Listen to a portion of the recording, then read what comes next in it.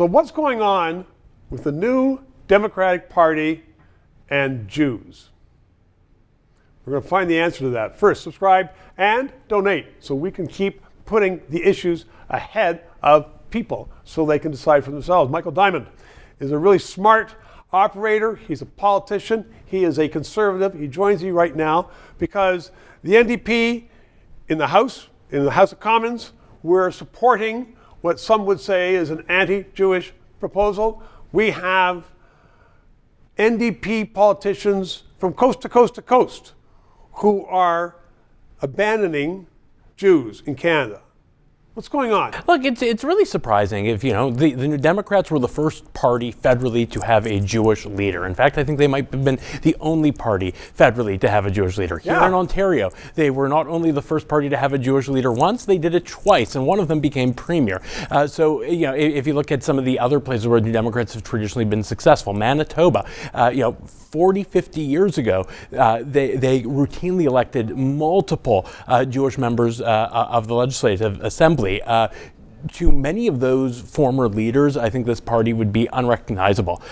The actions recently, going back to October 7th, be it former NDP MPP in Ontario, Sarah Jama, who was so extreme that she was actually kicked out of caucus for attending the rally 2 days after the terrorist attack of October 7th, or Matthew Green in Hamilton. Also said she supported that attack. And that's why even for Merritt Stiles, she had to make a decision there. If you look at Matthew Green, the federal member from the same riding, he has been making conspiratorial comments about October 7th since basically the day it happened, and has faced no consequence from Jagmeet Singh. And then we saw that column made in the recent motion. So Michael, we've established then that there are a number of NDP stars who are out there openly against Israel.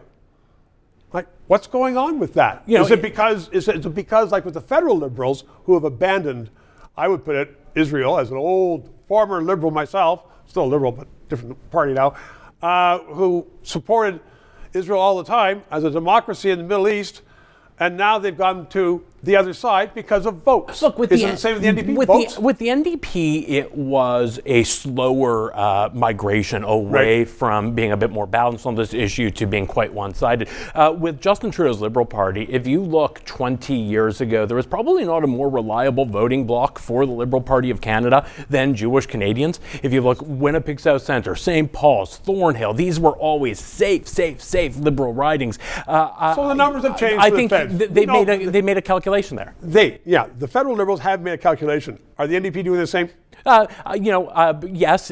And if you look where they're electing members, I think it's unfortunate that this is being politicized. This is also too important of an issue to be a right-wing, left-wing split. But unfortunately, that's where it's landed in Canada. Oh, no. Our Prime Minister says he doesn't deal with identity politics. Come on, Michael. 3 minutes. This show provides independent analysis of the issues. We are not paid by the government.